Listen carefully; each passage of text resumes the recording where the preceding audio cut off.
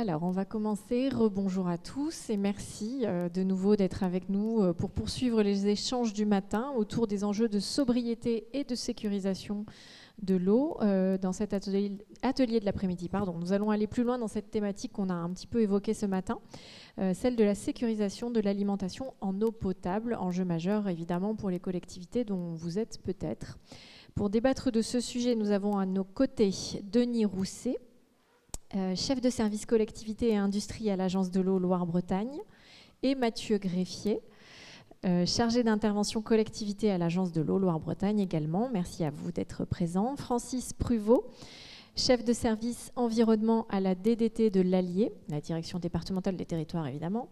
Nous retrouvons également François Lippon, que l'on a entendu ce matin, directeur délégué au cycle de l'eau à Vichy Communauté. Et enfin, Nicolas Bernard, directeur des services techniques à la communauté d'agglomération du Grand Guéret, et Nicolas Roussel, chargé de mission ressources en eau à la communauté urbaine Creusot-Monceau. Alors, il y a les noms et titres qui s'afficheront tout à l'heure, parce qu'évidemment, on ne peut pas tout retenir. Merci à tous les 6 d'être présents. Je vous signale que ce temps d'échange, comme ce matin, sera ouvert aux questions du public. Même si on a beaucoup à dire, on va essayer de garder un petit temps de questions et d'interaction avec vous. Donc, n'hésitez pas à noter vos interventions. On compte sur vous, évidemment. Alors, pour commencer, je vais me tourner, comme tout à l'heure, vers l'Agence de l'eau Loire-Bretagne, vers vous, Monsieur Greffier. Vous allez peut-être nous poser un peu le décor, nous rappeler vos missions et votre périmètre d'action. Oui, donc bonjour à tous, Mathieu Greffier, donc chargé d'intervention à l'Agence de l'eau Loire-Bretagne. Je m'occupe et suis les dossiers sur les domaines de l'eau potable et de l'assainissement sur le département de l'Allier, du Cantal qui est du côté Loire-Bretagne et de la CUCM sur le département du 71. Donc, ça va très vite. Ça peut aller vite, vous pouvez revenir. Pour rappeler un peu le contexte de l'amont du bassin Loire, donc on est sur le territoire de la délégation Allier-Loire-Amont qui regroupe 12 départements pour un peu plus de 2 300 000 habitants. Ce territoire est développé le long de 2 axes qui sont l'axe des masses d'eau, Allier et Loire. Le territoire se distingue d'un point de vue occupation des sols avec une forte majorité de prairies et terrains agricoles, de territoires composés de forêts et de semi-arborés, et également un plus petit pourcentage de territoires artificialisés. Il est également marqué aussi par des différences au niveau du relief, vu qu'on est sur l'amont et au niveau de tête de bassin. Et tout ceci en fait crée un territoire qui est hétérogène et qui peut avoir des disparités. Ceci a pu être vu notamment dans le cadre de l'état des lieux 2019. Ça a été une analyse et une réflexion sur différents paramètres au niveau des masses d'eau, et notamment pour essayer d'identifier les freins qu'il pourrait y avoir à la reconquête du bon état de ces masses d'eau. Donc là, vous avez une vue d'un des paramètres qui a été analysé lors de cet état des lieux, qui était la présence ou non d'une pression quantitative sur les masses d'eau.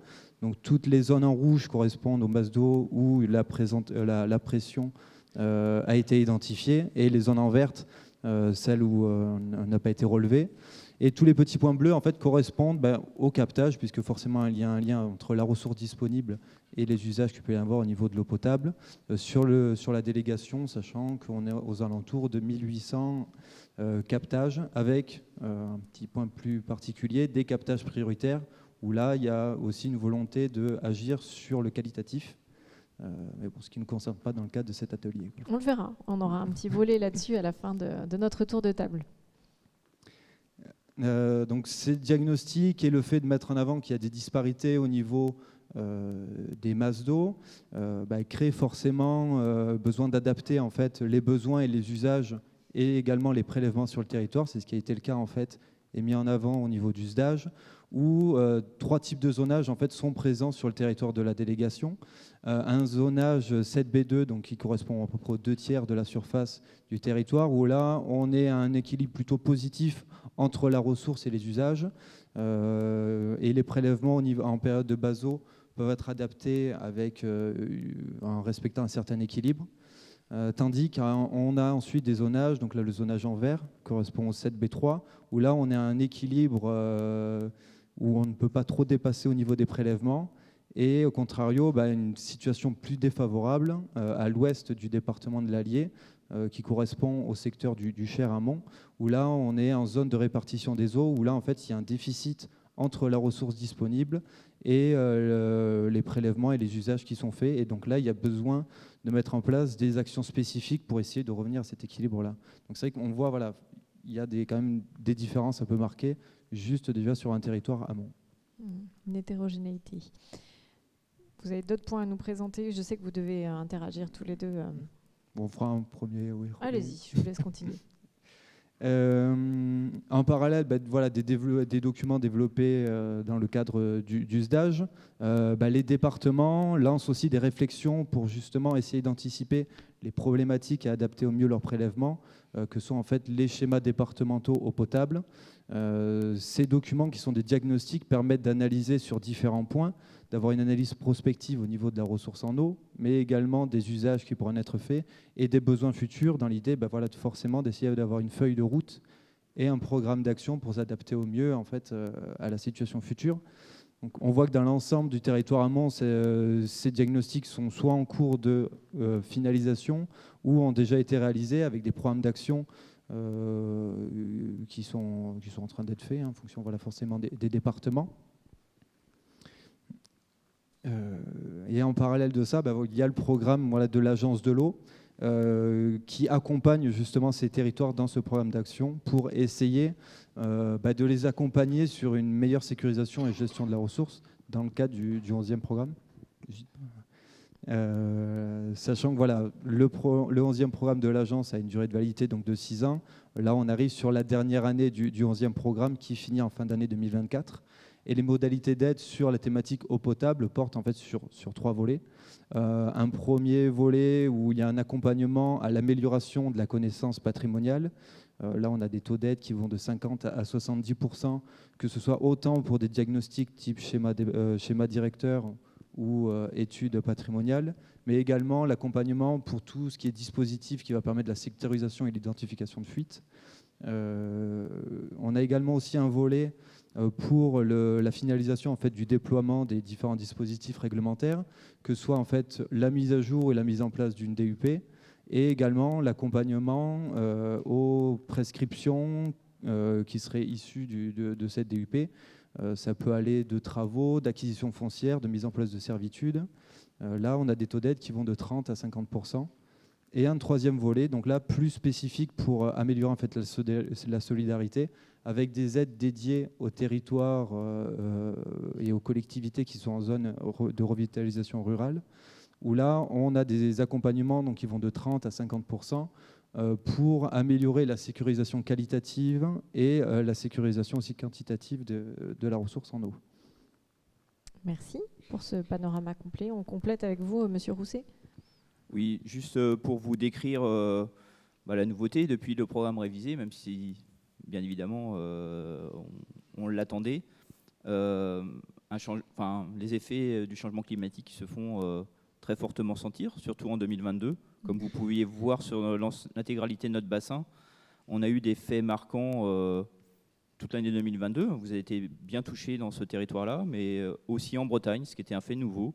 Effectivement, les territoires les plus touchés sur notre bassin, ou nouvellement touchés, ont été les territoires qui, jusqu'à maintenant, avaient beaucoup d'eau, ou avaient le sentiment que l'eau arrivait et était naturellement disponible, quoi qu'il arrive. Donc, ce qu'on peut voir sur la carte suivante, il me semble, s'il te plaît, merci. Donc, effectivement, vous pouvez voir le nombre de collectivités qui ont été en difficulté en 2022 pour la partie eau potable, pour l'alimentation en eau potable. Donc ce sont les points rouges. Ce sont les points rouges, notamment les points rouges, qui ont fait l'objet d'un citernage, c'est-à-dire que pour maintenir l'alimentation en eau potable, il a fallu se livrer par camion-citerne d'une commune voisine. Donc il y a 150 communes, collectivités, points, qui ont fait l'objet de ce citernage sur le bassin. Donc vous pouvez voir, c'est à l'amont, donc notamment sur ce territoire-ci, en Haute-Loire particulièrement, en Creuse, en Haute-Vienne, et puis j'ai envie de dire tout à l'aval, en Centre-Bretagne, alors que tout le monde peut penser qu'il pleut tout le temps en Bretagne. Là, les bottes, on va pouvoir les ranger. C'était sans précédent, cette situation? J'ai encore jamais vécu à ce niveau-là et à cette ampleur-là, même si ponctuellement, il pouvait y avoir des communes qui pouvaient avoir des difficultés ponctuellement. Là, maintenant, on a le sentiment que ça peut devenir un peu plus structurel, puisqu'il y a encore des communes aujourd'hui, début 2023, et encore aujourd'hui, qui font appel à des camions-citernes pour maintenir la distribution de l'eau potable. Donc il y a urgence à agir. Donc vous pouvez vous figurer sur cette carte-là, c'est exactement les mêmes points, plus sur ce territoire-là. Bon, vous voyez bien que c'est plutôt vraiment à l'amont les difficultés que vous avez pu ressentir en 2022. Donc très vite, puisque ce qui est intéressant, c'est de voir aussi les solutions qu'ont pu apporter les différents acteurs. Face à cette solution un peu inédite et de l'ampleur et de l'urgence à agir, on a voulu, les élus du comité de bassin, du conseil d'administration de l'agence, ont voulu lancer un plan de résilience sur les 2 dernières années du programme, 2023 et 2024, pour accélérer les solutions et mettre en place des solutions de résilience au manque d'eau dans les territoires. Donc ça s'est traduit par un lancement, ce qu'on appelle un plan de résilience sur 2 années, avec, je ne vais pas vous décrire tout, les leviers. Prendre le temps de les regarder, de les laisser un petit peu à l'écran. 4 leviers, 4 leviers que l'on souhaite et que l'on va mobiliser, qu'on mobilise en 2023, en 2024 avec des moyens financiers supplémentaires par rapport au programme que Mathieu a pu vous expliquer tout à l'heure. Un volet important sur la résilience des milieux, comment on peut maintenir une fonctionnalité des milieux qui fonctionnent bien, une vie aquatique avec moins d'eau. Donc ça va être des solutions pour améliorer l'infiltration, pour améliorer la fonctionnalité de zones humides, de cours d'eau. Donc tout un grand volet. Un autre volet sur la sobriété des usages, ça fait l'objet d'un atelier particulier. Donc c'est comment on va être moins dépendant à l'eau pour pouvoir produire, vivre, etc. Donc avec des appels à projets, à chaque fois je vais vous les présenter, mais très succinctement, sur ces différents aspects. Un gros volet sur le partage de la ressource. Les débats commencent dans nos instances, ou continuent, pour savoir comment on va se partager une ressource qui devient finie, alors que les besoins ont tendance, notamment, c'est ce que nous a présenté Madame Mouattard, vraisemblablement, on va avoir à faire face à des demandes en eau supplémentaires pour compenser l'évaporation de l'eau. Et des conflits d'usage. Et des conflits d'usage qui commencent sur notre bassin et qui vont continuer si l'on ne fait rien et si on n'anticipe pas des situations qui peuvent devenir critiques.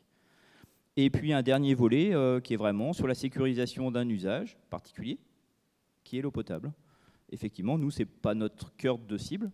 Notre cœur de cible, c'est de partager la ressource, d'avoir des milieux qui fonctionnent bien. Mais là, l'eau potable, c'est un usage particulier, donc c'est pour ça qu'on intervient, on ne va pas sécuriser d'autres usages. Très rapidement, 2 appels à projets qui sont lancés, un sur la sobriété des usages pour réduire la dépendance à l'eau. Donc notre ambition, c'est de financer dès 2023 200 projets pour économiser 3 millions de mètres cubes. Voilà, on a une enveloppe de 30 millions d'euros. Aujourd'hui, on est à peu près à la moitié du chemin. Donc on pense qu'on va atteindre notre objectif en fin d'année. Donc toujours sur 2023-2024. Hein. Là, c'est vraiment pour 2023 déjà. D'accord. Donc pour 2023, on pense pouvoir atteindre notre ambition en finançant des démarches individuelles ou des opérations collectives portées par des collectivités pour économiser l'eau. Un second appel à projet sur un levier effectivement pour économiser l'eau ou au moins préserver ou soulager le prélèvement dans certaines ressources, c'est de réduire les fuites des réseaux d'eau potable. On en a parlé déjà ce matin. À l'échelle du bassin, il y a à peu près 17% des volumes d'eau prélevés qui ne rejoignent pas les robinets, qui se perdent dans des fuites. Ça représente des volumes considérables, 150 millions de mètres cubes d'eau. Ça correspond à peu près à la consommation des habitants de Centre-Val de Loire. C'est important de donner des ordres de grandeur comme ça. Donc c'est à peu près 20% de, enfin c'est 15, 20, 17-20%. Mais c'est énorme, c'est énorme. Alors bien évidemment, il y a des fuites qui vont retourner au milieu, puis d'autres fuites qui vont rejoindre des cours d'eau et qui vont gréver le fonctionnement de certaines masses d'eau souterraines. Donc tout n'est pas non plus évaporé. C'est jamais perdu dans la nature. Voilà, il y a un cycle de l'eau.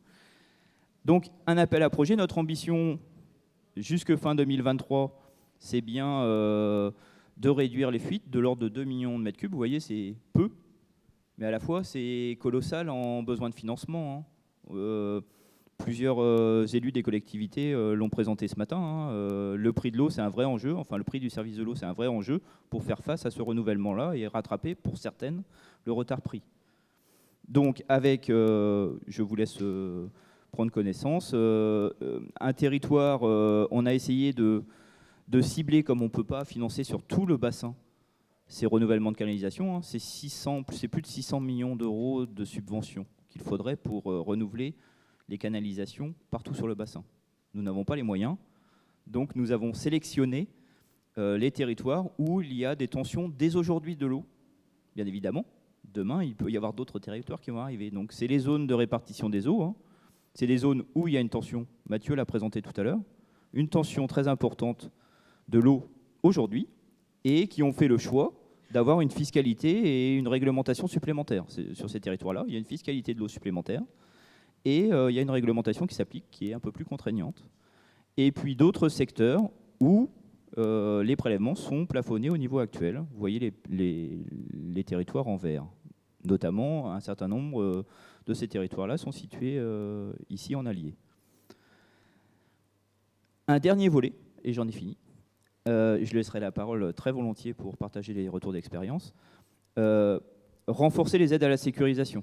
Donc là aussi, nous, on incite déjà fortement, et tout au long du deuxième programme, on va continuer à inciter les collectivités à enclencher des démarches globales. Des démarches globales, c'est-à-dire qui vont porter sur l'ensemble des volets. C'est-à-dire que la sécuriser l'eau potable, ce n'est pas juste tirer un tuyau. C'est déjà protéger la ressource dont on dispose. C'est difficilement entendable, explicable à nos citoyens, de se dire j'ai un captage que je ferme parce que j'ai des problèmes de pollution et je vais chercher de l'eau à côté. C'est quand même difficilement entendable. Donc nous, ce que l'on souhaite, c'est inciter fortement, de plus en plus fortement les collectivités à mettre en place des démarches globales, aussi bien de protection des captages actuels, d'éco-d'eau, de sobriété, puisque la meilleure chose pour sécuriser l'eau potable, c'est d'en avoir peu besoin. Et puis, gérer les fuites dans les réseaux. Et puis enfin, dans la démarche, bien évidemment, quand tout cela ne suffit pas, il y a des possibilités d'aller s'interconnecter avec des unités de distribution voisines pour pallier à certaines parties de l'année un déficit, un manque d'eau par rapport aux besoins. Tout ça, et on implique souvent, on essaye de porter ça, sur la base d'études préalables qui nous assurent bien que l'on ne dépasse pas le problème, donc avec des études besoins-ressources, et puis qui intègrent bien évidemment un besoin, un accès de changement climatique comme Madame Water l'a expliqué. Donc, ce qu'il faut retenir, des aides assez importantes en zone de revitalisation rurale, c'est des aides de solidarité, et on va inciter de plus en plus, on incite déjà, mais on va inciter de plus en plus dans les années à venir à l'engagement de démarches globales portées par les collectivités. Donc à s'engager sur les 4 volets que vous présentiez tout à l'heure, et on le verra tout à l'heure. C'est ça. Et puis un dernier petit volet, très rapidement, en parallèle de tout ce que l'on peut mettre pour l'intégralité, on a essayé de mettre en place des solutions un peu d'urgence, des programmes d'action, sous forme d'accords de résilience sur les territoires qui ont fait l'objet de citernage, d'alimentation en eau potable par des camions-citernes, pour leur donner, pour certains, on part de pas grand-chose ou de rien en matière de services publics d'eau. Donc c'est une main tendue pour essayer de les faire rattraper le retard structurel, pour les engager dans des trajectoires, dans un peu de progrès des services publics, un peu ce qu'on a présenté, ce qui vous a été présenté ce matin. C'est un service public organisé, un prix du service public adapté, Et puis, des trajectoires en matière d'études préalables, de schémas directeurs et puis de travaux pour pouvoir sécuriser. C'est-à-dire on va essayer, pour ces territoires un peu plus en retard, de les faire rattraper le retard, au moins sur les 2 prochaines années. Et puis progressivement, on espère les faire entrer dans une démarche de progrès. Avec un accompagnement sur mesure selon les spécificités de chacun. C'est cela. Vous avez encore à dire ou Non, c'est très Je vous coupe la parole. Non, c'est bon, parce que je ne savais pas où on en était. Non, merci beaucoup pour cette présentation donc des missions et puis aussi des aides mises en place par l'Agence de l'eau. Et on verra tout à l'heure les collectivités qui se sont emparées de ces dispositifs dont vous parlez avec des exemples concrets. Francis Pruvot, donc de la DDT, pour compléter, on est encore sur une vision large. Vos missions, on le sait, sont régaliennes, hein, vous allez nous l'expliquer. Quel est votre rôle, vous, dans cette thématique de la sécurisation pour l'alimentation en eau potable? Et comment travaillez-vous avec les différents acteurs? Donc, allez-y, on vous entend. La direction départementale des territoires et le service environnement, c'est un service à compétences régaliennes, donc en charge de décliner au niveau du département la réglementation, donc dans le domaine de l'eau, des autorisations environnementales. Donc le service a une composante eau et puis, pour faire simple, une composante nature. On a aussi la gestion du domaine public fluvial sur l'Allier. Et dans une vie antérieure, donc j'étais à l'agence de Loire-Tois-Picardie, et encore avant, j'étais responsable de la régie d'eau potable de Reims. Donc peut-être pour rappeler que l'État a le levier d'action, en fait, une fois qu'il a définit ses orientations, un levier financier, les agences de l'eau, donc on vient d'en parler, et puis un levier réglementaire. Donc au niveau des orientations de l'État, il y a eu énormément de rapports, énormément de groupes de travail, énormément de discussions, énormément de synthèses par différentes structures. Je vais essayer de brosser très rapidement les différentes orientations qui sont définies au niveau national, au niveau du bassin Loire, et puis au niveau des échelles administratives, régions, départements. Je vais peut-être aller un peu vite.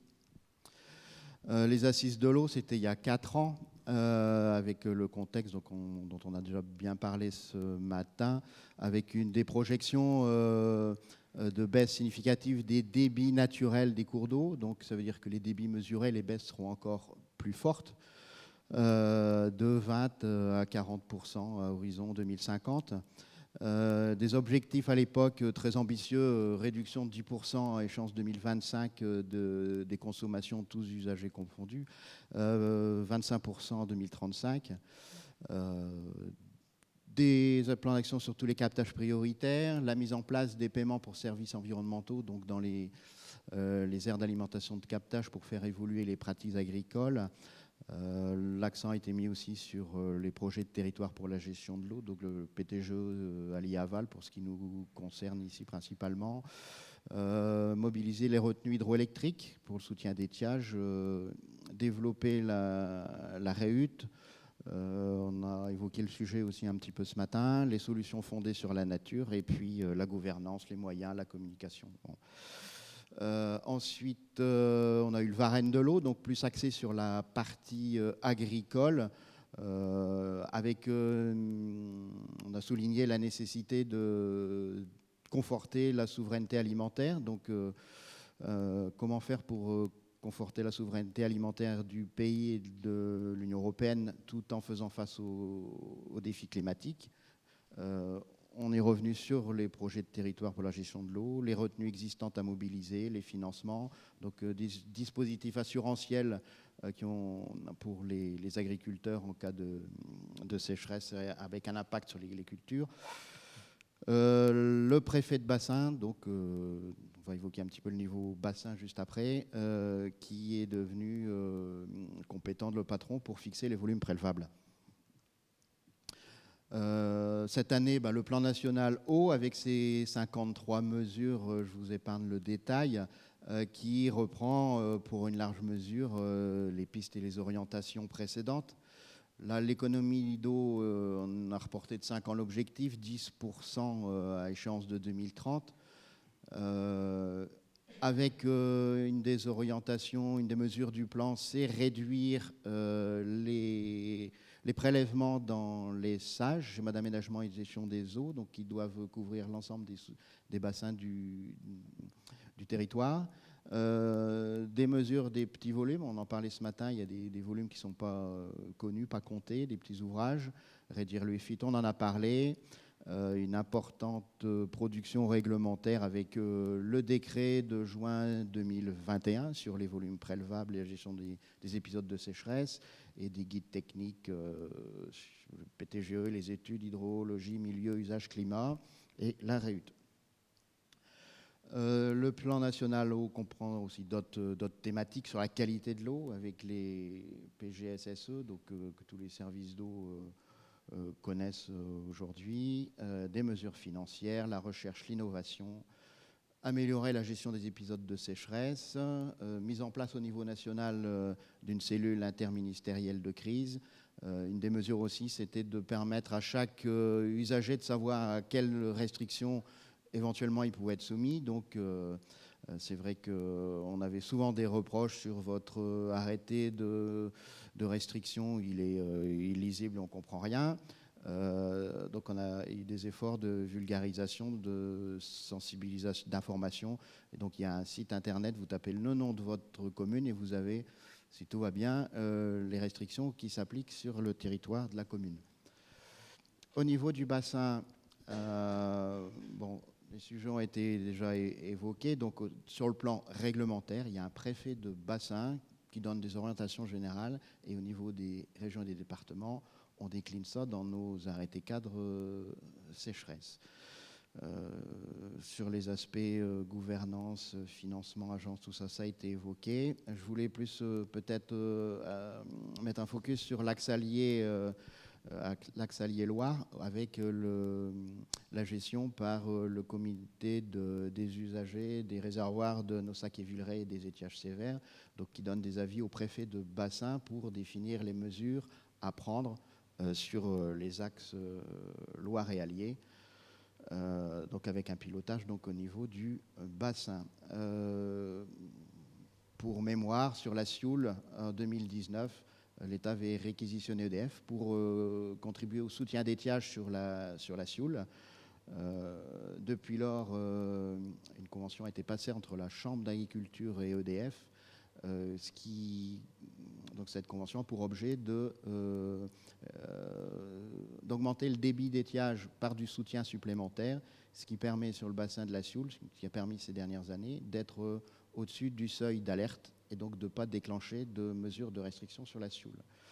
Sur le Cher, il y a eu aussi une action assez intéressante finalement, puisque on a pu faire modifier le cahier des charges de la concession pour avoir du stockage supplémentaire sur le barrage Rochebu, puisqu'on sait que les étiages se prolongent plus longtemps maintenant à l'automne, et donc pour avoir du stockage supplémentaire. Il y a eu un rapport aussi cette année, il est en ligne, de l'Inspection générale de l'environnement et du développement durable sur comment mieux utiliser les barrages hydroélectriques sur le bassin Loire pour soutenir les étiages, avec une réflexion sur les débits objectifs d'étiage. Donc c'est des débits qu'on fixe et qu'on souhaite voir atteints en moyenne 8 années sur 10. Est-ce que ces débits sont tous tenables à terme ?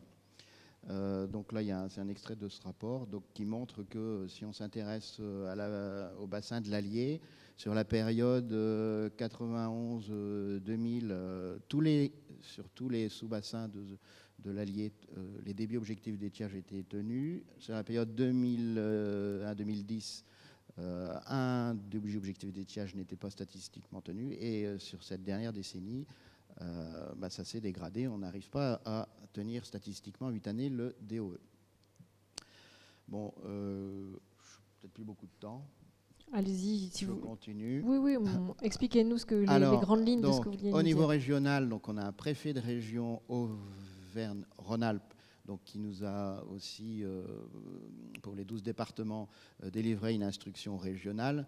Donc, ce qui fait que pour des départements comme l'Allier, qui est intégralement dans le bassin Loire-Bretagne, on sent qu'il y a un tropisme assez fort du préfet de région à Lyon, donc qui est aussi en même temps le préfet pour le bassin Rhône-Méditerranée. Donc c'est difficile de concilier l'ensemble des consignes de niveau supra entre une logique de bassin, qui est la logique qui doit s'imposer pour la gestion de l'eau, et une logique administrative avec une région qui est pour une bonne partie sur un autre bassin.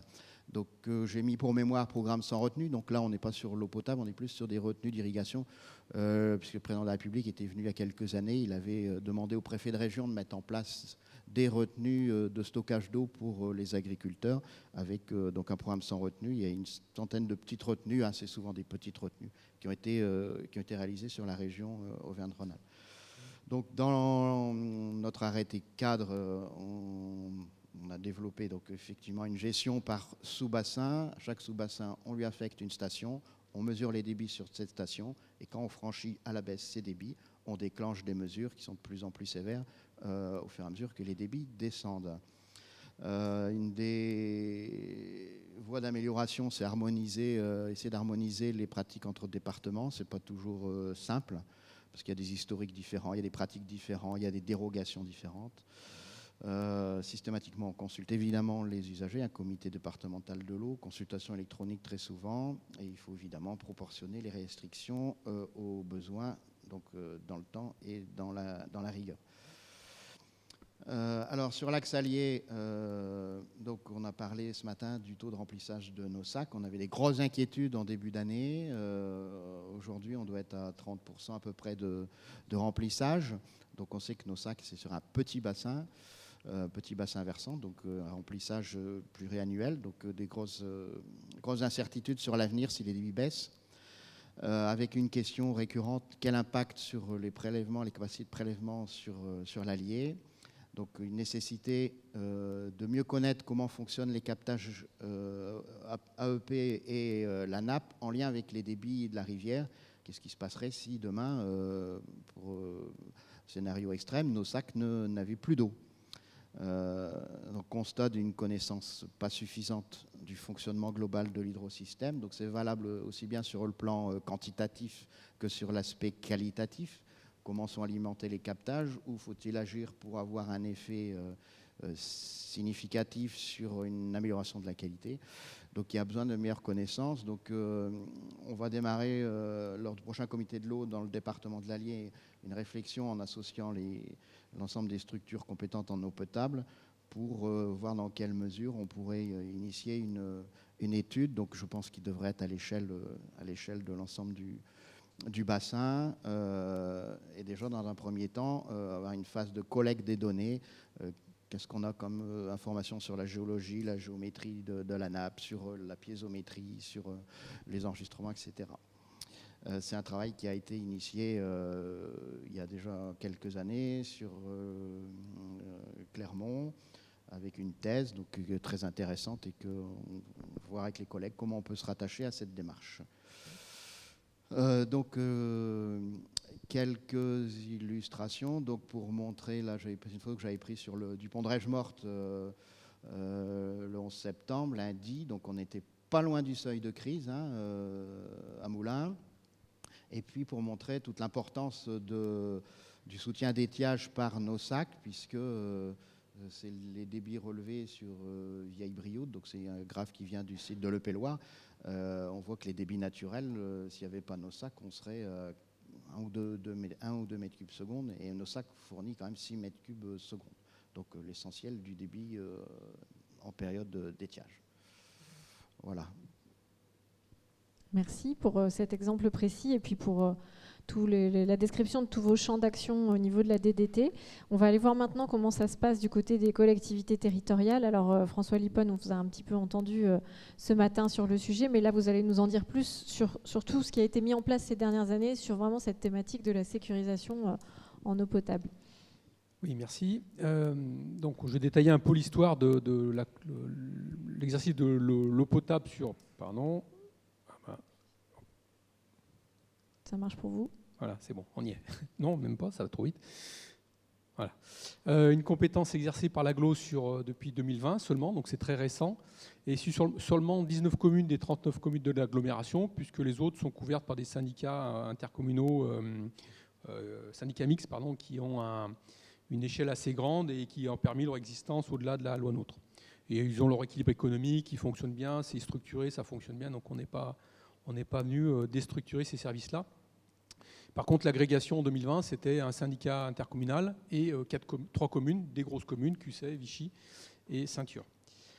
Donc on a des captages dans l'Allier, en rivière principalement, c'est un peu la particularité de notre territoire par rapport au reste des communes de l'Allier, c'est que c'est d'abord des prises d'eau dans l'Allier, donc Vichy, Bellerive, le Sichon, Cussey, un peu de nappe alluviale à Vichy et Saint-Thieur, et surtout beaucoup de sources en montagne bourbonnaise. Alors beaucoup de sources, mais pas des gros débits, par contre, qui alimentent des populations relativement réduites. 3 usines de production, une 4e en cours de réception. Donc là, les 3 premières sont sur les eaux de rivière, les eaux de surface, et la 4e sera pour traiter, alors surtout reminéraliser, des eaux de la montagne bourbonnaise. Un certain nombre de réseaux, des volumes de stockage, les abonnés, les habitants, etc. Une équipe de 38 agents. Ça va vite. Voilà. Donc la situation avant 2003. Voilà. Donc vous voyez le découpage. Donc les couleurs donnent les mètres d'ouvrage et tout ce qui est entouré en noir, c'est le périmètre d'aujourd'hui. Donc pour expliquer comment ça a évolué. Donc moi je me cantonne que ce qui concerne le périmètre que je connais, même si j'ai une connaissance sur les voisins, je ne veux pas empiéter sur leurs prérogatives. Donc on voit la distribution d'eau et l'eau potable, on voit un peu le cheminement qui était au niveau du syndicat avec des captages qui étaient en dehors de leur périmètre, mais qui irriguaient un certain nombre de communes. Et puis l'éclatement des autres territoires. Voilà. Voilà ce qu'on peut dire sur 2003. Alors, premier changement, 2003, un certain nombre de communes de la montagne bourbonnaise ont souhaité rejoindre le CIVOM de la vallée du Sichon. Et bien leur en a pris, parce que 2003, c'est la première alerte sécheresse importante qui a provoqué des pénuries d'eau sur 2 communes principalement. Des camions-citernes montent au Maillet de Montagne, qui est quand même une commune un peu importante, et la Prugne. Et donc la sécurisation, même si ce n'était que des palliatifs, a pu être organisée par le CIVOM, alors que ça aurait été à l'échelle communale, ça aurait certainement été déjà beaucoup plus compliqué. Mais voilà, donc c'est cette première alerte. Et ça tombe bien parce qu'à cette époque-là, dans l'Allier, il y a déjà la réflexion de la sécurisation. Il y a un schéma départemental de sécurisation engagé par le syndicat mixte des eaux de l'Allier qui regroupe, alors c'est une particularité, principalement les syndicats de communes rurales. Voilà, les grosses communes, les grosses agglos sont épargnées, il n'y a pas de problème, elles ne se posent pas de questions. Elles étaient restées seules alors que toutes les autres communes rurales pratiquement étaient très structurées en syndicats. Voilà, donc c'est une émanation du rural et qui a engagé un certain nombre de travaux et très vite en montagne bourbonnaise parce qu'il y avait en gros péril en la demeure.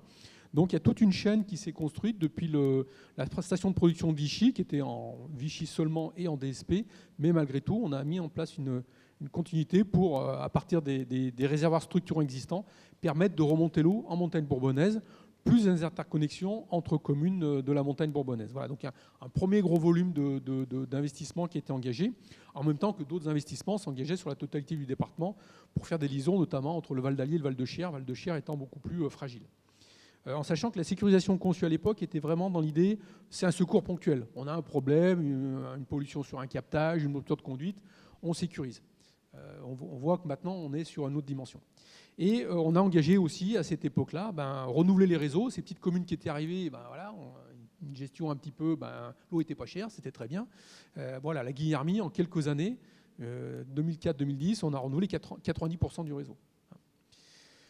Deuxième période, on a continué ces renforcements, des liaisons un peu plus conséquentes entre Vichy-Bellerive, entre un autre syndicat et Bellerive et autres. Bellerive rejoint le CIVOM du Sichon. On poursuit le renouvellement des réseaux donc, sur la Prune, la Chabanne. On réhabilite des captages aussi qui dataient un peu de l'origine. Il a fallu les remettre à niveau, les protéger correctement, avoir les périmètres qui vont bien. Et puis en refaisant bien les ouvrages, on récupère aussi des débits qui sont intéressants. Voilà un petit peu cette période-là. Et puis donc 2020, prise de compétences. Donc vous voyez maintenant tout le périmètre de l'agglomération qui est en bleu. On a poursuivi la réhabilitation des réseaux, ce qui fait qu'on arrive au Maillet de Montagne à 80%, l'Avoine qui est le dernier arrivé, 90%. Bon, Bellerive-sur-Allier, c'est que 30%, mais quand on voit la taille de la commune, la population, c'était quand même un gros chantier. Et on a encore des choses qui sont en cours aujourd'hui, parce que, pareil, une DSP non contrôlée, et des dérapages, des élus non présents. Et voilà, donc il faut récupérer ça, il faut mettre à niveau. Et surtout, on a renforcé la liaison entre Vichy et la montagne bourbonnaise pour permettre d'être certain d'amener de l'eau pratiquement jusqu'en haut. En gros, il n'y a que 4 communes non sécurisées, mais toutes les autres, elles peuvent être sécurisées. Et puis on arrive 2022 et là, bon, effectivement, grosse sécheresse comparable sur notre territoire à 2002. Hein. Alors peut-être que globalement c'était plus fort que 2003, mais bon, pour nous on l'a vécu un peu comme du 2003 bis. Et on voit que la sécurisation est effective parce que vous voyez toutes les communes qui ont un cercle, soit la plupart ont été sécurisées. Avec, vous voyez le taux de sécurisation, hein, certaines communes c'est 100% où l'eau remontait de l'Allier depuis Vichy, et puis 80-50%. On a aussi des communes QCES, ça vient d'un autre syndicat du Nord, donc c'est une sécurisation extérieure, de la même que pour RIS qui est en bas, c'est un voisin qui a sécurisé. Et puis on a aussi sécurisé un collègue, un voisin, Châtel-Montagne, à 50%. Voilà. Et tout le voilà. Donc c'est un peu le bilan. Donc on peut dire finalement 2022, même pas mal, hein, ça s'est bien passé. Il n'empêche que ça alerte. Ça alerte déjà parce qu'on dépend de l'Allier. Et avant l'Allier, on ne se posait pas de questions sur la ressource alliée. Aujourd'hui, on se pose la question, ça a été évoqué précédemment. Sur le secteur de Vichy, le débit d'étiage de nos sacs, c'était 75% du débit. Hein. Donc le débit de l'Allier à Vichy, c'est 3 mètres cubes seconde, et on avait 13 mètres cubes. Et nous, jusqu'à présent, on a su produire de l'eau potable depuis Vichy, qui est quand même le point principal, mais Bellerive, c'est pareil, jusqu'à 8 mètres cubes seconde dans l'Allier. Si on n'a pas nos sacs, parce que la fin de l'année 2022, c'est-à-dire nos sacs est à sec, pas depuis l'hiver, comment ça va se passer en 2023 ? Donc on s'est dit, il faut commencer à anticiper le fait que peut-être un jour, on n'aura plus que 3 mètres cubes dans l'Allier. Comment on fait ? Aujourd'hui, on sait que la station de production d'eau potable, à l'époque, à 3 mètres cubes dans l'Allier, on ne sait pas faire. Voilà. Donc, ça va encore un peu vite. Voilà, 2023. Donc, 2023 redémarre. On a un étiage qui est moins sévère, mais vous voyez que la sécurisation, c'est quand même mise en œuvre. On a dû s'appuyer dessus. On s'appuie encore dessus parce que l'étiage, finalement, il se prolonge maintenant assez tard dans la saison. Et on a dû travailler une prise d'eau alternative dans l'Allier parce que la prise d'eau habituelle était intéressante parce que l'eau a entré gravitairement dans l'usine. Alors après, elle a été reprise pour les traitements, mais en tout cas, elle arrivait gravitairement dans l'usine. Mais c'est sur un bras mort qui est en train de s'ensabler, un îlot en face qui est en train de se végétaliser et qui nécessitait, dès qu'on est dans une période un peu d'étiage, une demande d'autorisation un peu express à la DDT pour qu'on puisse mettre l'appel dans la rivière pour amener un petit peu d'eau. On a fait même un gros curage au début d'année, mais on sent que c'est pas satisfaisant. Donc on a créé une prise d'eau un peu plus à l'aval, au cœur du méandre où naturellement le cours d'eau creuse, donc on a une fosse qui fait 3 mètres et on est aussi un peu plus sous l'influence du barrage qui permet de, si le barrage est là, voilà. Donc on anticipe ça. Par contre, c'est de l'investissement, mais c'est surtout de l'énergie supplémentaire. Donc aussi, voilà, on a aussi la crise énergétique qui est là et de même que remonter de l'eau en montagne bourbonnaise, ça a un coût et en 2022, c'est un coût qui s'est senti, quoi. Voilà. Voilà pour 2023. Et puis la suite. Donc on a quand même un schéma de sécurisation qui a été fait, donc je ne l'ai pas cité, mais en 2020, le schéma départemental de sécurisation de SMEA a été repris, a été relancé, a reparti sur la structuration et a commencé à anticiper le fait que la sécurisation, ce n'est pas seulement du ponctuel. Ça va être de la durée, et avec aujourd'hui des accords avec la Creuse pour sécuriser tout le territoire de l'Est de la Creuse. On a éventuellement voir aussi avec la Loire. Et surtout, on avait une connexion qui était déjà correcte entre le Val d'Allier et le Val de Cher, et par cascade, on pouvait alimenter le Val de Cher. Maintenant, c'est comment on fait en sorte pour qu'on ait d'autres sources sur l'axe allier, y compris Vichy, Moulins, pour sécuriser plus le Val de Cher, voire maintenant le secteur est de la Creuse. Comment on peut amener de l'eau de la Loire jusqu'au bassin de l'Allier. Et puis du coup, comment on interconnecte Vichy, qui aujourd'hui, n'est pas sécurisé, et avec un besoin de 10 000 m3 jour, et comment Vichy peut sécuriser tout ce bassin-là. Donc c'est le projet, donc il y en a un qui est en cours, qui a démarré en études, qui va se réaliser sur le 2023-2026. Donc c'est de se relier au captage napalluvial du bassin de Val d'Allier, qui vont rejoindre Vichy. Donc dans un sens, on pourra asseoir 10 000 m3, dans l'autre sens, on pourra envoyer 6 000. Et puis à terme, la liaison avec Sivom-sous-les-Boules, qui est en train de revoir sa station d'eau potable sur la Sioule. Sioule, là aussi, pouvoir dans un sens ou dans l'autre transiter 2 000 à 8 500 m3 jour. Quoi. Voilà. Voilà ce que je peux dire sur le département. Et puis au point, voilà, le renouvellement des réseaux, c'est un effort. Vous voyez d'où on part, vous voyez où est-ce qu'on veut aller. Où on veut aller plus loin. C'est évoqué 1,5% à terme. C'est ce qu'il faut avoir en tête. Un réseau déjà 75 ans, ça va déjà être dur à tenir. Mais à moins que ça, il faut, on se crée une bombe à retardement. Donc il faut être vigilant et anticiper les coûts que ça peut représenter. Voilà, merci. Anticiper, on voit bien qu'effectivement le réchauffement climatique vous pousse à aller plus loin dans les projections et dans la mise en sécurité. Et c'est intéressant, merci beaucoup. On va passer à vous, Nicolas Bernard, du côté de la communauté d'agglomération du Grand Guéret. Un petit peu la même question, mais l'idée c'est de comprendre ce que vous avez mis en place pour sécuriser cette alimentation et être tranquille compte tenu de toutes ces contraintes climatiques qu'on a vues. Je vais faire un petit focus d'abord sur le service des eaux de la com d'agglo du Grand Guéret. Donc là, on voit la Creuse. Donc la com d'agglo du Grand Guéret a 25 communes. Donc c'est une prise de compétence obligatoire au 1er janvier 2020. L'eau potable, l'assainissement et l'eau pluviale urbain. À l'heure actuelle, toutes les communes, sauf une en eau potable, sont gérées en régie avec des prestations de services. L'assainissement, c'est régie, prestations de services. Et l'eau pluviale, c'est que de la régie. Pour l'eau potable, donc, on a 23 stations de production. Donc, le secteur de la com d'agglo du Grand Guéret est alimenté principalement par des champs captants, avec des appoints sur des cours d'eau et rien de plus. On n'a aucune nappe d'eau profonde. On a un appoint sur un étang, sur un secteur. On n'a pas d'autre solution. Il y a très peu d'interconnexions. Donc on est relativement à flux tendu. Depuis 2019, c'est extrêmement tendu sur le secteur. Donc on a Guéret qui est très urbain et tout le reste du territoire des 24 autres communes, c'est rural. Donc ce qui fait qu'on a 870 km de réseau alors qu'on n'a que 14 600 abonnés. Notre rendement, il est de 77%, sauf que quand on a repris en 2020, on avait des rendements à 50-60% sur des secteurs. Et notre meilleur rendement est sur Guéret en urbain, qui est plus facile à obtenir, qui est à 81%. Sur l'assainissement, donc on n'est pas tout en assainissement collectif. On a 215 km de réseau pour 8400 usagers. Là, on a une grosse station d'épuration pour le secteur de Guéret. C'est une 49 000, mais exploitée qu'à 18 000. Et après, c'est principalement des stations de roseaux. On est plutôt sur des stations de roseaux à l'heure actuelle en renouvellement ou des lagunes, des vieilles lagunes. Et on est sur 950 000 m3 d'effluents facturés. Donc à l'heure actuelle, avec la prise de compétence au 1er janvier 2020, donc on sortait de la crise, surtout sur le secteur de Guéret, une grosse crise de 2019. Donc les élus avaient déjà en tête qu'il fallait absolument réagir dans cette prise de compétence.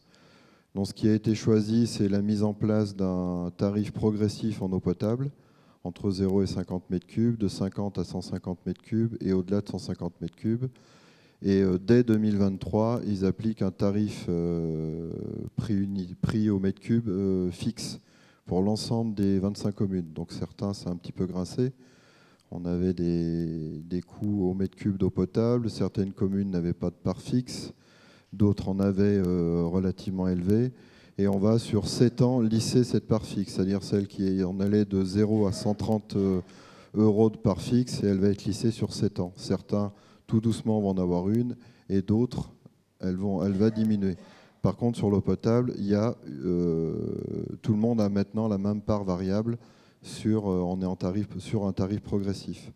En assainissement, il y a eu le même choix, donc simplement, par contre, une part variable, d'entrée unique. Donc là, pareil, ça a triplement grincé parce qu'on est à 2,08 euros du mètre cube hors taxe, alors que certaines communes n'étaient qu'à 1,10 € et d'autres étaient à 3,70 €. Donc on a mis ce prix variable unique. Certains ont vu leur facture doubler, voire 2,5 fois le prix. Et on est sur une part fixe, pareil, qu'on va faire progresser sur 7-8 ans aussi également, pour arriver aux alentours de 75-80 euros. Ensuite, dans le cadre de la prise de compétence, il y a une étude à l'échelle de 10-15 ans de tous les projets structurants à mettre en place, et également une volonté de partir sur 1% de renouvellement de conduite. On va dire que 60% du territoire était à 0% de renouvellement sur les 10, 15, 20 dernières années. Donc on part avec beaucoup de retard. On a un indice indice de perte qui est à 1,5 m3 jour par kilomètre, parce qu'on a beaucoup de rural aussi, donc on a une faible densité d'abonnés au mètre linéaire dans certains secteurs. Donc c'est vrai que la plupart des petites communes n'avaient pas du tout les moyens, n'avaient pas mis le prix en face, n'avaient pas de gestion, on va dire, patrimoniale. Des collectivités en train de reprendre n'ont pas fait leur diagnostic. Donc on va dire qu'il y a déjà cette volonté de remise à niveau. Tout en sachant que depuis 2019, chaque été, il ne faut pas oublier septembre, octobre, novembre, on est à des endroits à quelques jours de la rupture. À ce jour-là, hier, sur le secteur de Guéret, on vient de passer en régime dérogatoire sur notre appoint qui est sur une rivière, la Gartempe. On vient d'atteindre le débit réservé de 170 litres. Donc on a fait une demande DDT et on est en régime dérogatoire où on peut pomper jusqu'à 90 litres seconde. Donc on est relativement tendu. Donc après échange avec l'agence de l'eau, donc les actions pour sécuriser et communiser l'eau potable. Donc suite à des échanges, on va dire février-mars avec l'agence de l'eau qui partait sur un accord de résilience, les élus ont tout de suite sauté sur l'occasion.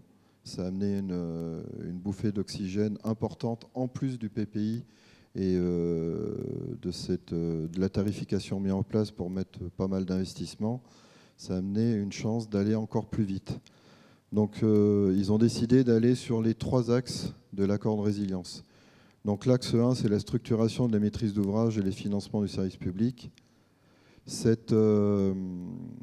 La structuration, en réalité, elle a déjà été réalisée, comme on a la compétence depuis le 1er janvier 2020. Donc l'agence de l'eau, après discussion, on passe en régime dérogatoire et pendant 2 ans, ils vont nous financer un chargé de mission pour nous permettre d'étudier beaucoup plus vite des projets structurants, des renouvellements de conduite.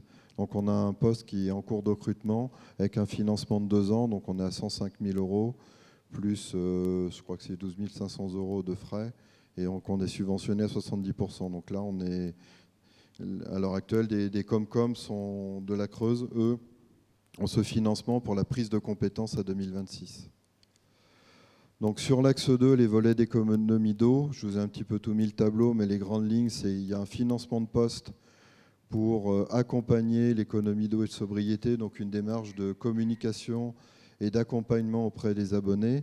Et cet agent va également, on est parti sur un autre thème, également là, on va déployer la totalité de nos compteurs, des 14 600 abonnés, en compteurs en télé-radio relève. Donc là, on est sur donc ce qui est pris dans cet accord de résilience. Donc on est sur à peu près plus de 2 millions € de déploiement de compteurs communicants. L'agence de l'eau nous accompagne à 70% sur un plafond d'1 million. Donc on a besoin aussi de cette ingénierie supplémentaire. Ce n'est pas le tout de les déployer et c'est un poste qui restera après en CDI. Il faut absolument relever ces informations, les corréler avec les compteurs de secto de manière à aller encore plus vite dans les recherches de fuite et trouver nos secteurs les plus fuyards, on va dire. On est parti sur un autre axe aussi, c'est les travaux d'économie d'eau dans les installations, dans les bâtiments publics. Donc là, on a inscrit 100 000 €. Pour l'instant, c'est inscrit. On n'a pas encore répertorié les bâtiments publics, ce qu'il va falloir qu'on fasse comme projet. C'est l'agent qu'on est en cours de recrutement qui nous aidera à faire cette démarche. Donc là, pareil, 100 000 € à 70%.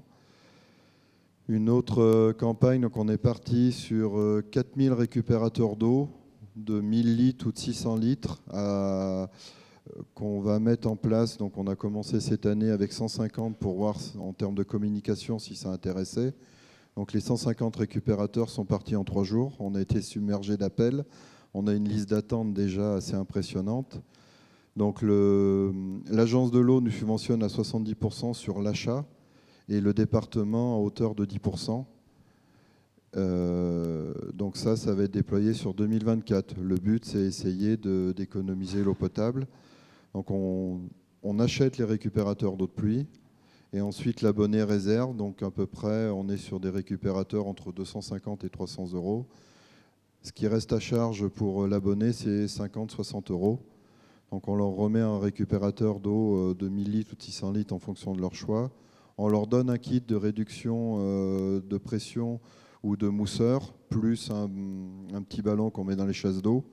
Donc ça leur est remis à titre gracieux. Donc on estime que ces économies, ça va aider les abonnés aussi à économiser l'eau et à éviter d'utiliser de l'eau potable pour arroser les jardins, faire du nettoyage, ces choses-là. Donc là, on est parti sur les 14 500 abonnés.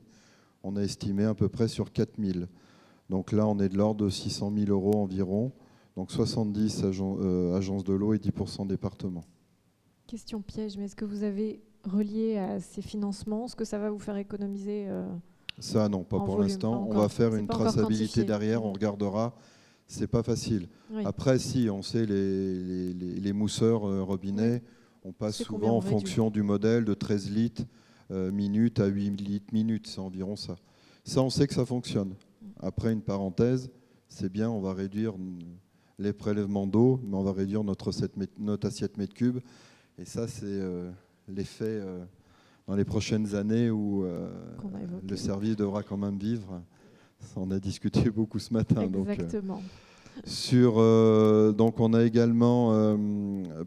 également parti sur tout ce qui est réseau fuyard. Donc c'est une action aussi de l'axe 2. Donc on est parti sur 5,5 km. On a été au plafond de l'aide de l'agence de l'eau. Donc l'agence de l'eau nous aide à 50 ou 70%. 50%, ça a été expliqué tout à l'heure, c'est en fonction du territoire. Et les 70%, c'est qu'on a 2 communes, on a eu du citernage à l'été 2022. Donc on peut avoir 70%. Ils sont dites prioritaires. Et on a également l'aide du département qui va nous suivre sur ces réseaux fuyards. Donc on est parti de nos schémas directeurs et de nos remontées, de nos bases de données où il y avait énormément de fuites pour cibler 5,5 km de canalisation. Donc ça, c'est le coup de pouce supplémentaire, en plus des 1%, l'objectif qui a été défini par les élus. Donc ça, c'est en cours, on a lancé l'opération. Et ensuite, donc, il y a un volet sécurisation de l'eau potable, donc l'axe 3. Donc là, c'est beaucoup de petites interconnexions en intérieur en interne du périmètre, où on s'aperçoit qu'on a des champs captants qui étaient à l'époque sur la commune X, qui sont même à l'heure actuelle en surverse. Donc par des canalisations, on va aller rechercher cette surverse pour réalimenter d'autres secteurs d'une autre commune. Donc c'est l'avantage là d'être, on va dire, mutualisé. Donc on arrive à aller retrouver 100 mètres cubes, 150 mètres cubes d'eau à certains endroits pour le ramener. On avait des secteurs de communes déficitaires, on les relie avec une autre commune qui est un peu plus excédentaire, ou pour alléger justement son secteur. Parce qu'on a quand même des communes, il n'y a que des champs captants, elles n'ont aucune interconnexion et aucune sécurisation. Donc on est, ne serait-ce qu'une pollution, à part de la citerne, on n'a pas d'autres solutions. Donc là, on a mis environ 1 million €, subventionné à 70% à faire. Et un dernier volet de l'axe 3, il nous reste encore, c'est triste dans un sens, ça fait longtemps que ça aurait dû être fini, des périmètres de protection de captage qui n'ont jamais été réalisés en termes de travaux. Entre-temps, on avait même perdu les DUP, et là, la chance, l'agence de l'eau avait arrêté les aides, si je ne dis pas de bêtises. Je crois que les aides étaient tombées. Et là, dans cet accord, on peut retrouver 70% d'aides, parce qu'on nous restait à peu près 800 à 1 million € de travaux. Donc, toujours, là, on est dans le cadre de l'accord de résilience. Donc, là, en Creuse, il s'est, je vais dire, enfin créé, je ne sais pas si je peux le dire comme ça, un syndicat mixte de production et d'interconnexion d'eau potable de la Creuse, on va dire l'équivalent du SMEA de l'Allier. Donc, au 24 mars 2024, il y a 5 unités de gestion qui ont participé à sa mise en place, dont la com d'agglo du Grand Guéret. Donc ça y est, c'est parti. Ses principales compétences, c'est la création et l'exploitation de nouvelles usines de production et des canalisations d'interconnexion pour l'ensemble des UGE du département, voire après des discussions avec d'autres départements ou d'autres syndicats, syndicats supra, on va dire. La feuille de route du syndicat, c'est la mise en place du schéma départemental validé en 2020 de mémoire. Ma collègue du département, je ne dis pas de bêtises, qui est là, donc qui avait été étudié et validé par le département. Donc c'est vraiment sa feuille de route. Et dans cette feuille de route, il y a toute une partie de la com d'agglo où il y a une usine, plutôt que d'être portée par la com d'agglo, et qui va être suivie par l'accord de résilience, va permettre de sécuriser à peu près la moitié du territoire de la com d'agglo avec un pompage et un traitement à proximité de la rivière de la Grande Creuse dans une réserve, dans un barrage EDF. Donc ça va amener un souffle, on va dire, mais je pense qu'il ne faut pas crier victoire parce qu'on s'aperçoit, on a des cyanobactéries, on a la rivière Creuse qui devient de plus en plus dépendante des conditions climatiques. On se rapproche aussi du débit d'étiage. Le département mène une étude à l'heure actuelle pour regarder sa capacité. Donc on sait, ça va donner un souffle, mais jusqu'à quand? Donc d'où l'intérêt de travailler absolument sur toutes les économies d'eau et surtout l'économie de l'eau potable. Pour ça, quand on regarde aussi, nous, côté com d'agglo, je vous ai présenté 2 solutions alternatives. Une qui est réalisée depuis 2006. Dans une zone industrielle, la com d'agglo a réalisé un bassin de collecte des eaux de pluie de toute la zone industrielle de 8 mètres cubes, à peu près sur 80 hectares. Je crois que maintenant on a 90 hectares de zones collectées. Donc c'est stocké, c'est un bassin à ciel ouvert, c'est stocké et ensuite on vient la pomper en fonction du besoin. Elle est filtrée, légèrement chlorée. Elle alimente à l'heure actuelle une entreprise qui s'en sert pour refroidir des machines industrielles. Et là, je vous ai mis la photo. On a une petite borne où n'importe qui vient acheter une carte, pré-remplit une carte, et ça peut servir pour du nettoyage de voirie, pour alimenter un cylindre ou une raboteuse. On s'en est servi actuellement, alors avec le décret, est-ce qu'on pourra avoir le droit à continuer une piscine particulière d'un particulier, tous ces usages-là où on n'a pas besoin réellement d'eau potable. Et là, on a une borne qui va de 5 à 40 mètres cubes heure. Quelque chose qu'on avait depuis 2006, qui vivotait. Et là, depuis 2-3 ans, et cette année, on s'en sert de plus en plus. Et on est en train de regarder si on ne peut pas améliorer le traitement, mettre plusieurs bornes, voire des bornes avec des plus gros débits. À l'heure actuelle, en Creuse, il y a le PPC2, un plan particulier pour la Creuse, qui est en cours d'inscrire cette mise à niveau de cet ouvrage. Et on est en train de regarder à l'heure actuelle un projet de réutilisation des eaux usées sur notre grosse station d'épuration. Donc là, on partirait, parce que ce qui est important, il faut qu'on fasse attention à absolument continuer à maintenir le cycle de l'eau. Donc sur une étude, un projet de 100 mètres cubes jour avec un stockage de 10 mètres cubes. Déjà, pour tout ce qui est nettoyage et préparation de réactifs sur la station, déjà pour notre propre usage, tous les camions hydrocureurs, et pourquoi pas après, lavage de voirie, ou certaines entreprises de travaux publics qui regardent si le process pourrait aller pour leur raboteuse ou leur compacteur dans le cadre de travaux de voirie. Là, on est au stade vraiment lancement de l'étude. On attendait que le décret arrive pour regarder comment on peut étudier ça, qui amènerait aussi une économie d'eau potable. Donc, on voit que c'est la somme des solutions qui pourront apporter un petit peu de répit. Et tous ces chantiers donc accélérés depuis mars 2023 avec un coup de pouce de l'Agence de l'eau. Merci beaucoup, je suis sûre qu'il y aurait plein de choses à creuser. Il y aura peut-être des questions, on y reviendra, mais on finit notre tour de table avec vous, Nicolas Roussel. Merci de votre patience à nos côtés.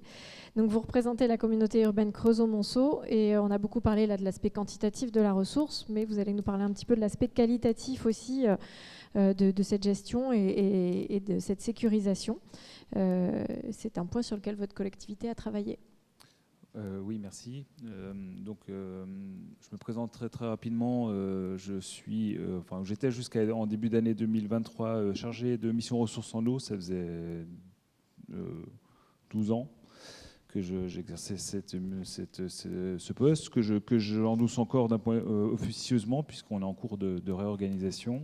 Donc, mon rôle, c'est toujours de travailler sur l'amélioration des actions de gestion qualitative des ressources en eau de la collectivité et de travailler aussi sur la gestion et le suivi réglementaire et technique des barrages, puisque Alors je ne l'ai pas présenté parce que j'avais pas mal de choses à dire sur le sujet de la protection du lac de la Sorme, du captage du lac de la Sorme dont je vais vous parler, mais je vais quand même présenter succinctement la collectivité. Donc communauté urbaine à l'ancienne, puisque c'est une des premières qui a été créée, avec actuellement un peu moins de 100 000 habitants. Donc on est très loin des critères classiques de communauté urbaine, mais c'est l'antériorité qui veut qu'on garde à la fois la dénomination et toutes les compétences qui sont attachées à ce type de collectivité. Donc 34 communes.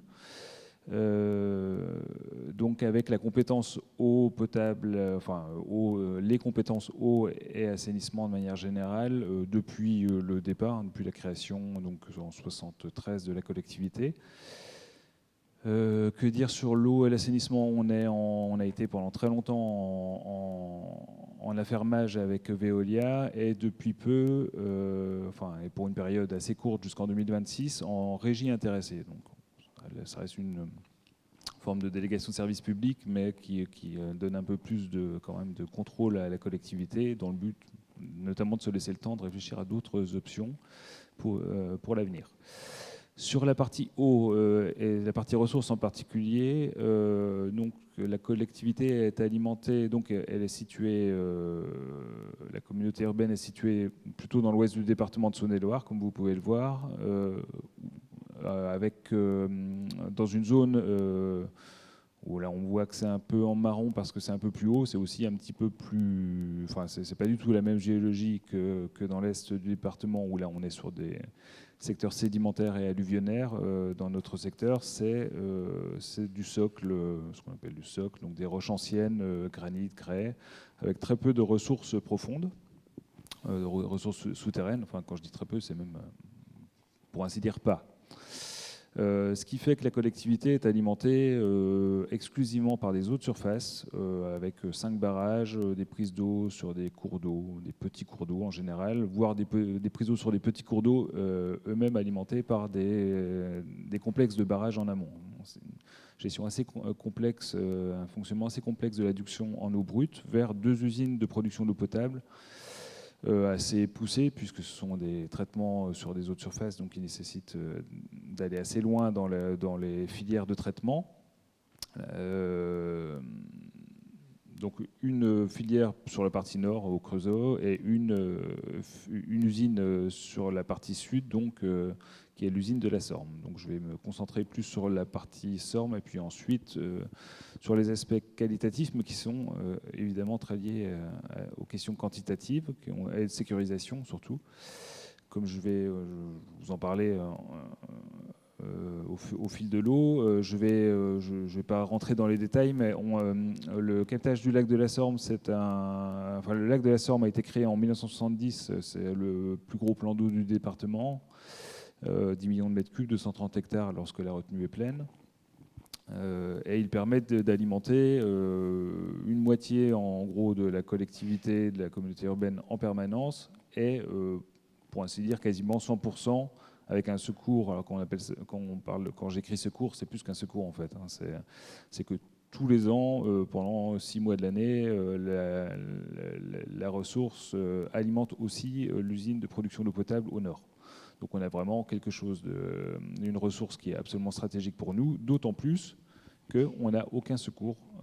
Autant on peut secourir le nord par le sud, autant dans l'autre sens, pour l'instant, on ne peut pas. Et on ne peut pas compter sur les voisins, qui sont des collectivités plutôt rurales et qui n'ont absolument pas les capacités de nous fournir de l'eau, en tout cas si on avait un pépin un peu long à gérer.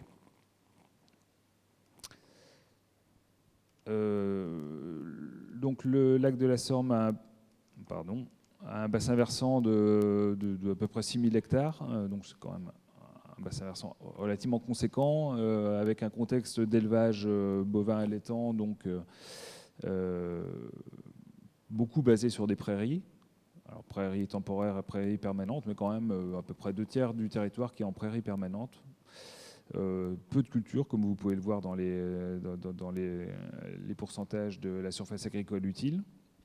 une cinquantaine d'exploitants. Donc moi, avant d'arriver en 2011 dans le secteur, je travaillais dans une autre agence de l'eau et dans une autre région, en l'occurrence la Basse-Normandie. Je travaillais sur la préservation des ressources, des captages.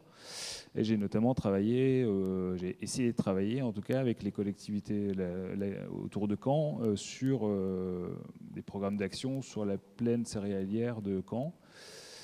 Quand je suis arrivé dans le secteur, je me suis dit, il y a des problèmes de qualité, oui, parce que je ne l'ai pas encore abordé, mais il y a des problèmes de qualité, hein, puisque c'est quand même un peu le thème il y a des problèmes de qualité, mais qu'est-ce qu'on va pouvoir faire, quoi, ça me paraissait quand même, c'était un peu vu de loin comme ça, un peu l'idéal de ce qu'on cherchait à avoir dans mon poste précédent. Donc les problèmes de qualité, en l'occurrence, ce sont des problèmes, donc on est sur un plan d'eau, donc une eau relativement stagnante, des problèmes de trophisation, de développement de cyanobactéries, liés à des excès de phosphore en eau continentale, contrairement aux eaux littorales marines. C'est le phosphore qui est l'élément limitant, enfin déterminant, disons, dans les phénomènes de trophisation. Donc les cyanobactéries posent essentiellement pour nous un problème en termes de matière organique, puisque quand elle meurt, ça produit, c'est de la matière organique, donc ça produit des pics de matière organique importants. Et accessoirement, je dirais encore que ça peut produire des toxines, tout un tas de toxines plus ou moins sympathiques. Sachant que tout ça est très compliqué parce qu'il existe des centaines d'espèces de cyanobactéries qui relarguent ou pas des toxines, voire plusieurs toxines. Enfin, bon, tout ça est très compliqué. Bon, il se trouve qu'on a un traitement quand même en aval qui est assez poussé. Donc, de ce point de vue-là, il n'y a pas un suivi. L'Agence régionale de santé suit une toxine, un type de toxine qui est censé être un peu représentatif. On n'a pas un suivi complètement exhaustif, mais bon, manifestement, il n'y a pas de souci du point de vue des toxines. C'est plutôt bien traité par le charbon actif, notamment. Par contre, ce qui nous pose problème, c'est la matière organique. Alors, je passe rapidement sur les pesticides, parce que, effectivement, comme un peu partout en eau de surface, on trouve des pesticides régulièrement. Des herbicides en l'occurrence, céréales, malgré les moins de 10% de surface en céréales.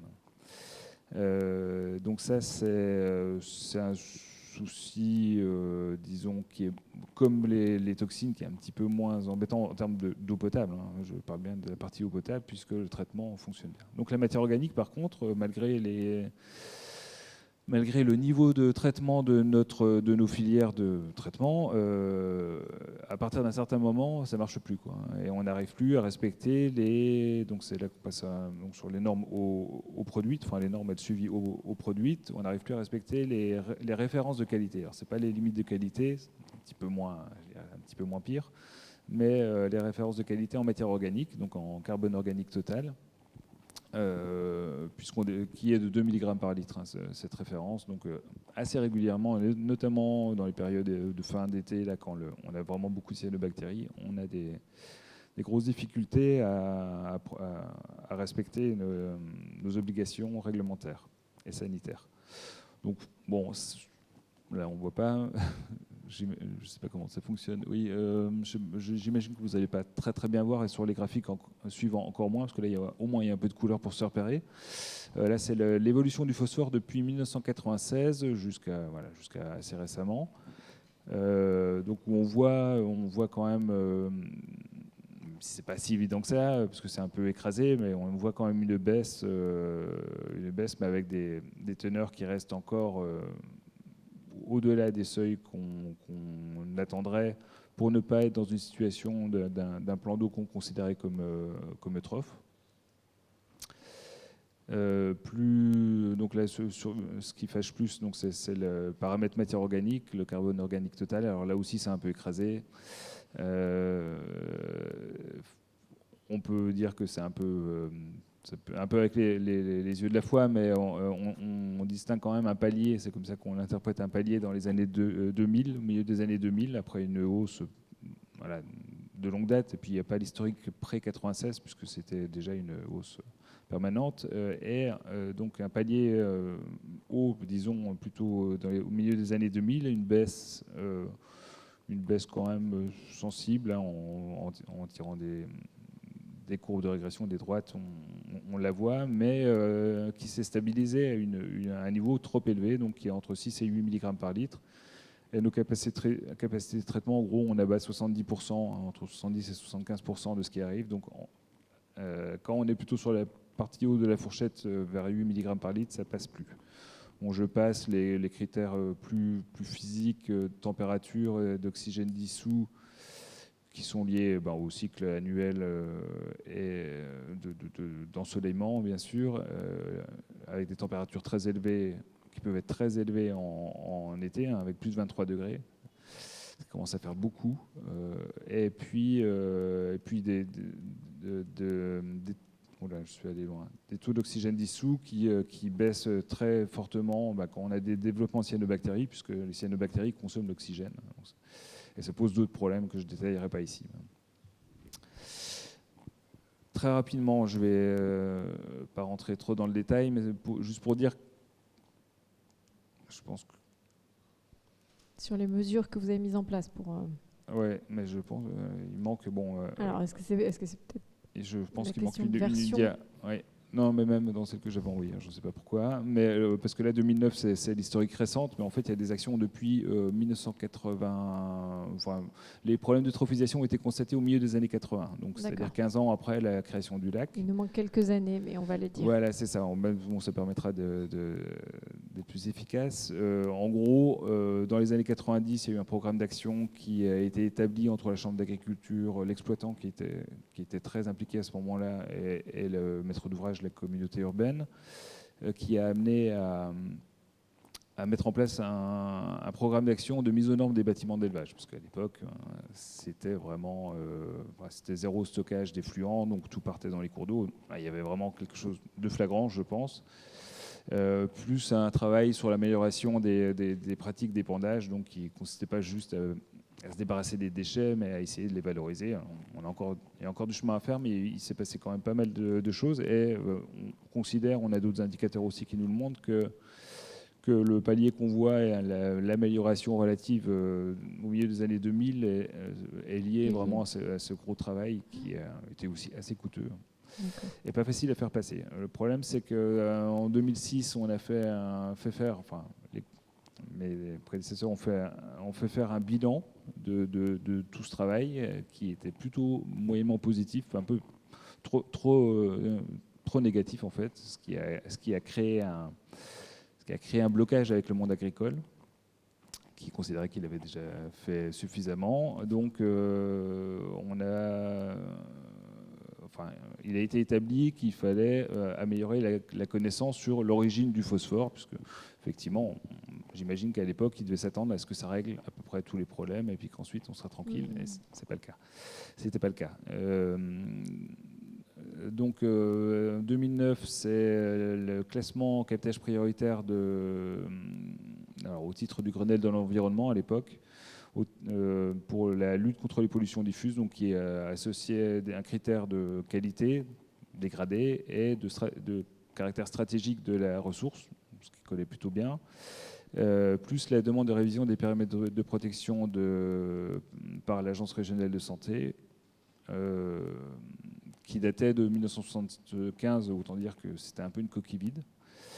On a mené des études avec un programme de recherche avec l'INRA de Thonon-les-Bains, plutôt spécialisé dans la connaissance des lacs et les problèmes de phosphore et eutrophisation. On a lancé les démarches, les études préalables à toutes ces procédures pollution diffuse et périmètres de protection. L'ensemble montrant que, c'est pas très étonnant compte tenu du contexte, que l'origine essentielle, c'est l'agriculture. Alors, une des questions principales, c'était quand même, est-ce que c'est pas le phosphore qui est dans les sédiments qui alimente lui-même le plan d'eau, et c'était une question assez légitime, puisque l'INRA n'avait pas d'idée préconçue, voire même imaginait que ça pouvait être le cas. Et le résultat des recherches est assez clair là-dessus. Le lac joue toujours, en tout cas, un rôle de puits, donc qui capte le phosphore qui arrive. Il en sort moins qu'il n'en arrive, par la sédimentation essentiellement. Et puis, bien sûr, l'agriculture essentiellement en tant qu'origine. C'est vraiment surprenant. C'était un peu tout mélangé, mais on va y arriver. On va trouver. Et puis quand même une part non négligeable de l'assainissement. Alors c'était un peu une surprise aussi, puisque c'est quand même très rural, donc l'assainissement essentiellement non collectif. On a mis en place, on essaie toujours de mettre en place 3 volets. Je vais vous en présenter quelques exemples. 3 volets qui visent à améliorer la qualité de la ressource. Un volet sur le plan d'eau lui-même et ses berges, un volet sur la mise en place des périmètres de protection, comme je l'ai déjà évoqué, et puis un volet sur l'aire d'alimentation de captage, sur le bassin versant. Bon, pour l'instant, sur la gestion du lac et ses abords, on est plutôt sur des choses... on a fait quelques travaux de restauration de berges avec pour objectif de recréer des roselières ou des systèmes très végétalisés qui ont toutes les fonctions qu'on connaît ou pas, enfin qu'on peut imaginer, c'est-à-dire d'épuration, de stabilisation des berges aussi, parce qu'on a des problèmes d'érosion. On a fait 3 tranches jusque-là. Au stade d'études, on envisage, mais ça reste encore largement à creuser et à définir, on envisage de faire un gros projet d'aménagement de type solution fondée sur la nature, sur la queue principale du lac, où transite 80% du débit des cours d'eau qui arrivent dans le lac. Que du lac on pourrait imaginer, à l'instar de ce qui s'est fait par exemple pour ceux qui connaissent sur le lac d'Eda à côté de Clermont-Ferrand, imaginer transformer en une zone humide et en faisant en sorte qu'il y ait une épuration, là aussi une sédimentation qui se fasse de manière plus efficace. Je vais être très embêtante. Je vais devoir contraindre un peu en raison du temps qui file, Ouais. et si on veut prendre une ou deux petites questions et malheureusement passer à l'atelier qui nous attend à 15h, qui ne sera pas tout à fait à 15h, mais je vous laisse terminer peut-être sur les points saillants de la fin que vous vouliez nous dire. Je suis navrée, c'est la fin. Si ça veut bien marcher. Donc les périmètres de protection, on a un arrêté préfectoral qui date de 2019, dont on est en train de finir la mise en place des différentes mesures qui ont été déjà plus ou moins évoquées, donc des acquisitions, des indemnisations, la mise en défend de cours d'eau et zones humides, et puis les travaux de sécurisation des routes et des stationnements, mais surtout des routes qui traversent le lac de part en part, avec la mise en place de la collecte des eaux routières, de voiries et de stationnement, qui ensuite transitent par des bassins, alors qu'on peut considérer comme des bassins pluviaux, mais qui ont un rôle contre les risques de pollution, qu'elles soient un peu diffuses, chroniques, on va dire, là, le lessivage des hydrocarbures sur la route ou accidentel. Et très vite alors sur le volet aire d'alimentation de captage, donc je vous passe le détail. C'est une démarche au titre du Code de l'environnement, donc qui passe par un arrêté, en tout cas dans le département, un arrêté qui définit les actions à mettre en place avec des objectifs à 3 ans et qui, si ces objectifs ne sont pas atteints au bout de 3 ans, peuvent être rendus obligatoires par le préfet. Donc c'est à nouveau un arrêté préfectoral, pas du même type, moins contraignant, on n'est pas sur des servitudes. Et alors les actions, ce sont des actions assez classiques sur les milieux humides, les cours d'eau, sur le maintien ou le développement des haies, sur le maintien des prairies, qui jouent un rôle évidemment de filtre. Juste un petit point sur les modalités d'accompagnement. Alors, donc on a mis en place depuis longtemps une animation agricole qui pour l'instant est assurée, enfin jusqu'à maintenant assurée par la Chambre d'agriculture, mais qu'on va internaliser normalement très bientôt. Là, on va recruter. On a tout un système de suivi de la qualité de l'eau avec des préleveurs automatiques permanents et des sondes.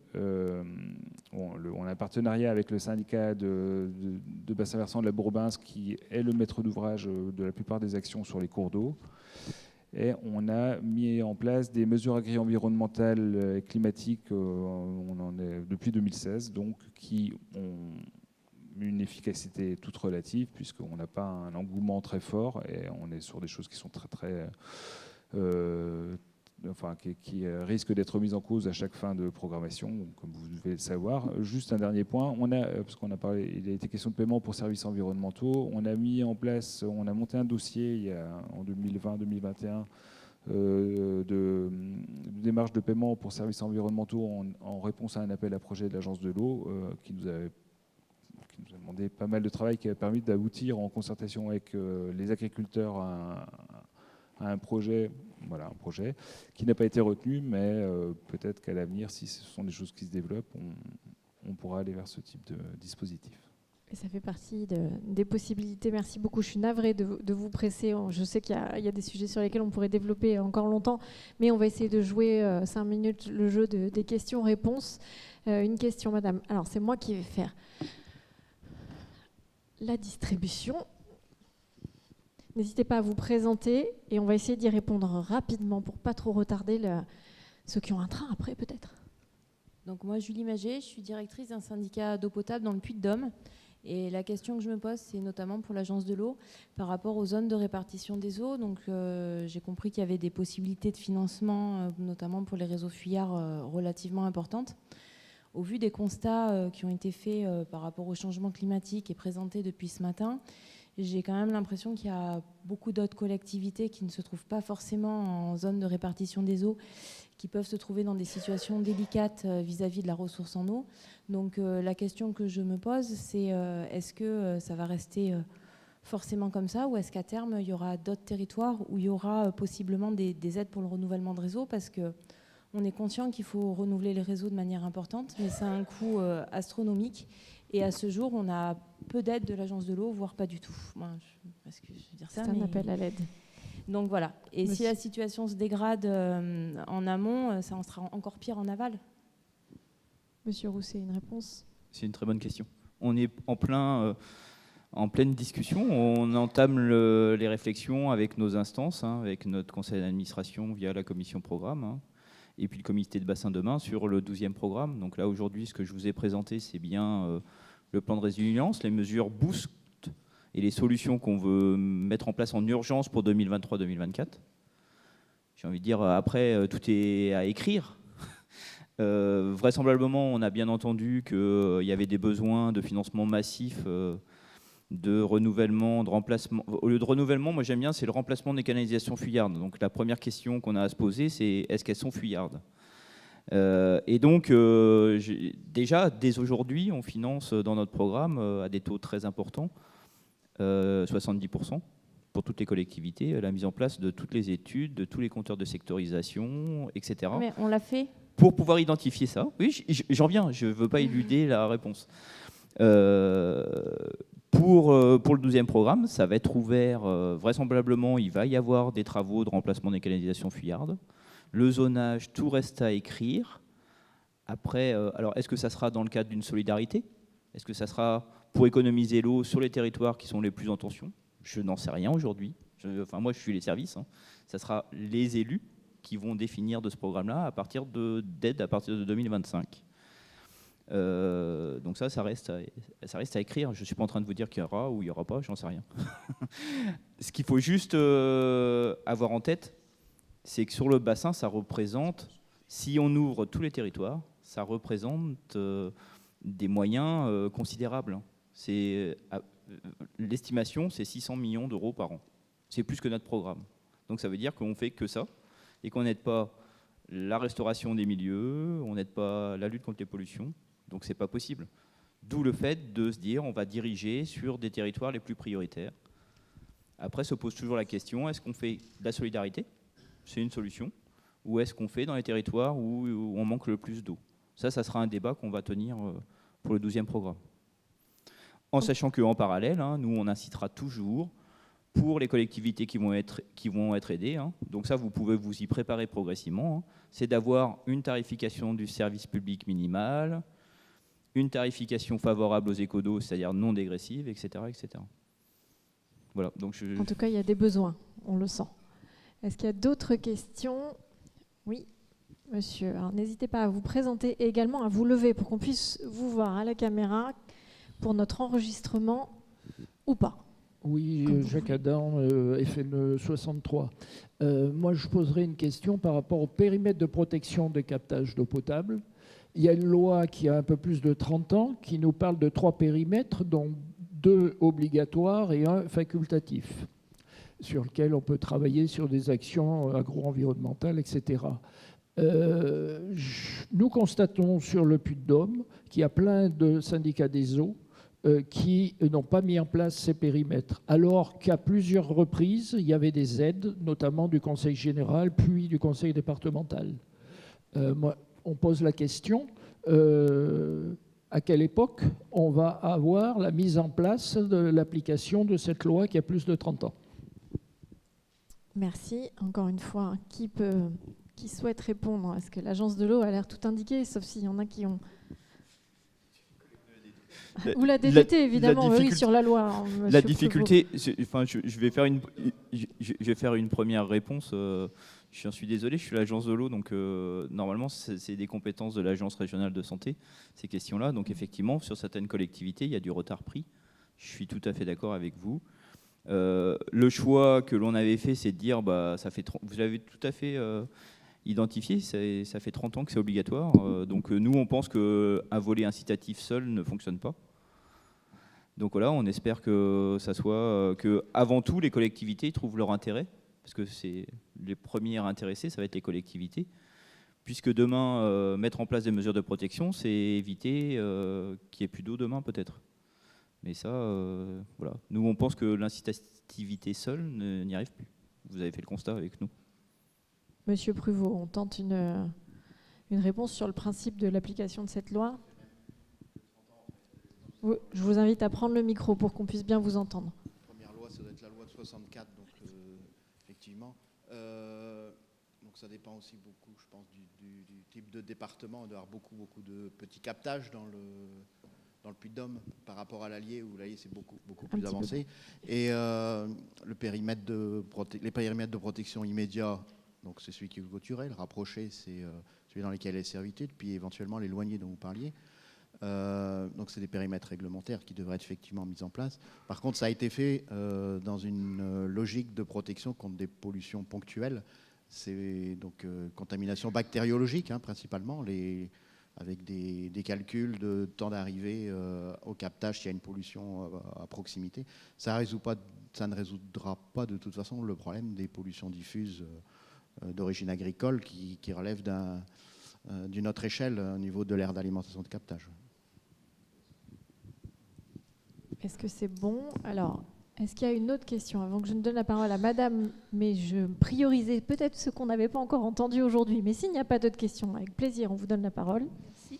Oui, merci. Alors, je repose une question qui était par rapport à... Est-ce qu'il y a eu des études de fait par rapport au changement justement agricole qui a été fait depuis les années 60 avec est-ce qu'il y a un lien entre l'évolution des cultures justement et l'aspect linéaire ou la sylviculture, l'aspect linéaire et la force des vents? Parce qu'il me semble qu'il y a eu moi j'en avais lu du moins des études qui avaient été faites à ce sujet-là, comme quoi le fait d'avoir des cultures linéaires ou des sylvicultures linéaires faisait que la force des vents était centrifuge et donc l'humidité remontait dans l'atmosphère au lieu de redescendre dans les sols. Et qu'en fait, le fait de mettre des futaies irrégulières, ça permettait de faire redescendre l'humidité dans les sols et donc d'avoir de nouveau les petits ruisseaux qui fonctionnent. Voilà. Alors, je ne sais pas s'il y a eu si vous avez des projets à ce sujet pour refaire un travail et remettre des futaies irrégulières. Est-ce qu'il y a eu des conséquences sur le fait des cultures de Douglas, des Picea, qui ont tous un aspect linéaire, puisque c'est des cultures sur 30 ans, plantées en même temps, coupées en même temps? On tente une réponse. Est-ce que quelqu'un, s'il y a des informations là-dessus, parce qu'encore une fois, l'idée étant, merci beaucoup, d'avoir une réponse. Peut-être qu'on n'en a pas parfois, et ça arrive. Je crois que votre question est trop précise. Votre question est très, très technique. Comment? Vous voulez répondre, Monsieur Pruvot? Allez-y. Ce qui a dû changer sur 2 siècles, c'est la couverture végétale du Massif central, en fait. La couverture du Massif central, avant, on avait beaucoup d'espaces herbagés. Et avec la déprise agricole, il y a eu beaucoup de boisements, soit par des accrues naturelles, soit par des plantations du Douglas. Et la forêt, en étiage, ça a un impact pas négligeable sur le débit des petits cours d'eau, en fait. Parce que la forêt, ça évapore beaucoup, ça transpire, et on a des effets sur une diminution des débits des petits cours d'eau, en fait. Quel que soit le mode de conduite de la forêt, que ce soit de la futaie régulière, que ce soit de la futaie jardinée, que ce soit de la futaie irrégulière, les arbres transpirent, et donc il y a de l'eau qui s'en va, quoi, hein. Alors, je vous invite à poursuivre l'échange en dehors de cet atelier. On vous remercie. On est vraiment désolé, mais on est contraint par le temps parce qu'il y a d'autres intervenants qui nous attendent de l'autre côté. Donc, c'est la fin. Merci à vous pour vos exemples constructifs. On était nombreux, donc c'est difficile de pouvoir échanger, mais je crois qu'on a quand même développé.